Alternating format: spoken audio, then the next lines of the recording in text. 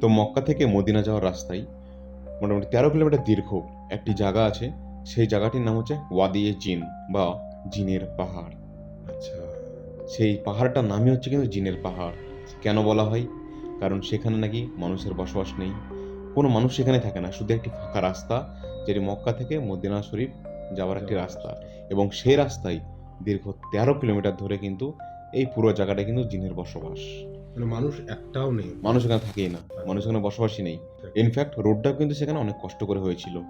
তো ওই পাহাড় সম্বন্ধে অনেক ইতিহাস আছে, যেগুলো লোককথা এবং এমনি অনেক কিতাবে পাওয়া যায় সমস্ত কথা।